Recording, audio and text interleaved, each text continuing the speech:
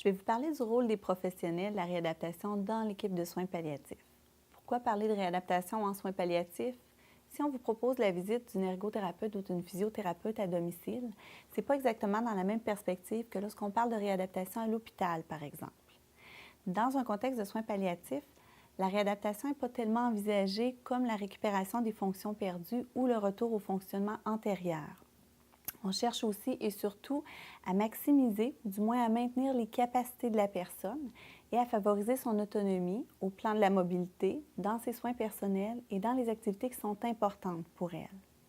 Dans un contexte de pratique en CLSC, on cherche par la réadaptation à supporter le maintien à domicile dans les conditions optimales pour vous et votre proche. Les principes de la réadaptation en soins palliatifs sont des principes communs à tous les membres de l'équipe. C'est une approche globale, centrée sur la personne. On tient compte de ses besoins, de ses désirs, de ses incapacités, mais aussi de ses capacités et de son environnement physique et social. On reconnaît et on valorise les activités significatives pour la personne et on encourage l'autodétermination, c'est-à-dire que votre proche fait des choix et prend des décisions. L'ergothérapeute et la physiothérapeute partagent plusieurs objectifs communs, c'est-à-dire préserver la qualité de vie à plusieurs niveaux, préserver l'autonomie sous différentes formes, favoriser la sécurité, celle de la personne, la vôtre et celle du personnel soignant, et favoriser le confort et le bien-être dans une perspective plus large que seulement physique.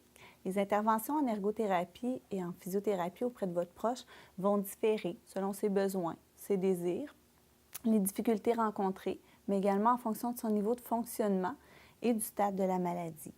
Pour certaines personnes, 1 ou 2 rencontres en début vont suffire à répondre à leurs besoins. Pour d'autres, un suivi plus fréquent ou régulier sera proposé.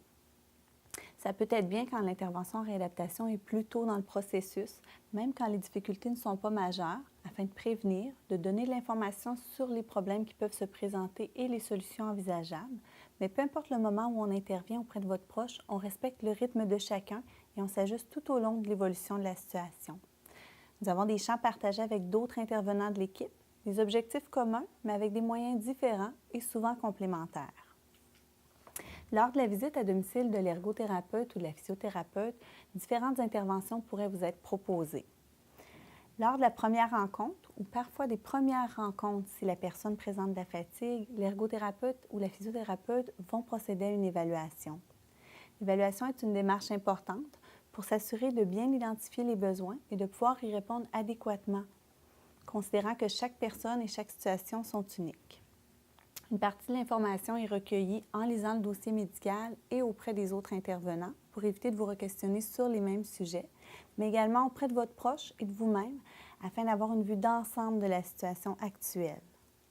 L'évaluation se poursuit tout au long du suivi auprès de votre proche. C'est ce qui nous permet de nous réajuster dans nos interventions en fonction des besoins et de la situation qui change. Les éléments suivants pourront être regardés selon les besoins identifiés.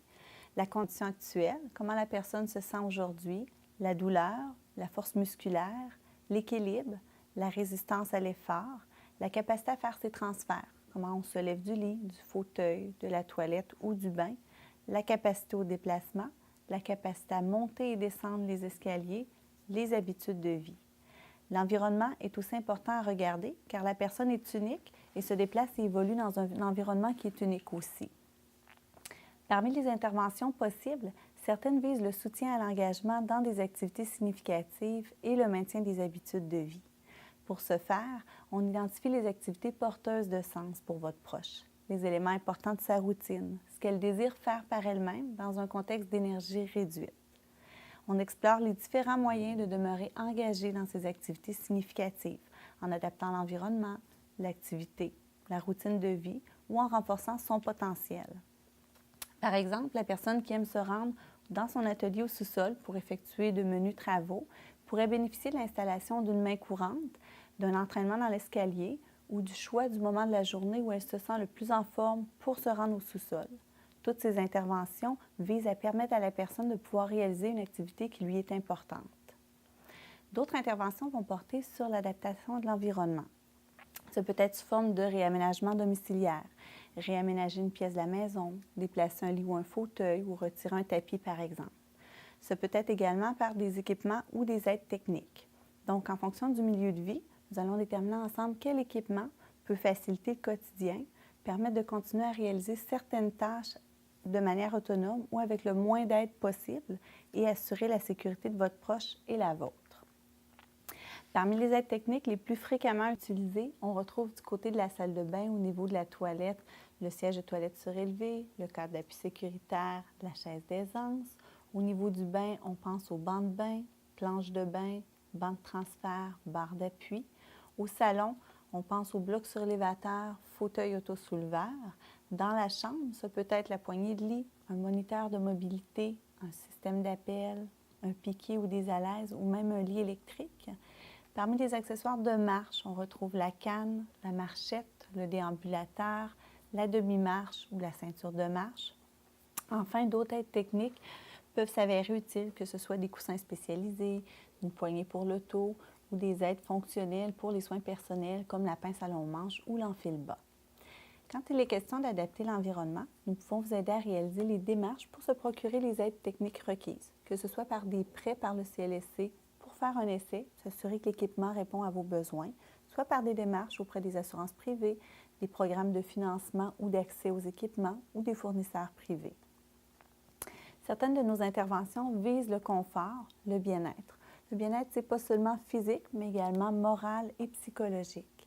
Donc, par l'enseignement des principes de conservation d'énergie, revoir ses priorités, mettre de l'énergie sur ce qui compte davantage, faire autrement certaines tâches d'une manière qui demande moins d'énergie, par l'exploration, l'expérimentation de stratégies de gestion de la douleur et de la fatigue, en ayant recours à des aides techniques pour la prévention des déformations et le soulagement de la douleur, en favorisant un positionnement optimal au lit ou au fauteuil, ou par la mise en place de surfaces thérapeutiques, on cherche à contribuer au confort et au bien-être de votre proche. D'autres interventions sont en lien avec les plaies.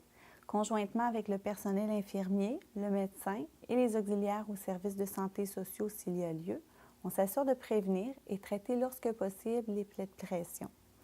Les plaies de pression sont des plaies plus susceptibles d'apparaître lorsqu'on passe beaucoup de temps dans une même position, au fauteuil ou au lit. Certaines régions du corps sont plus vulnérables, notamment les fesses et les talons. Il y a certains facteurs de risque sur lesquels nous pouvons intervenir ensemble.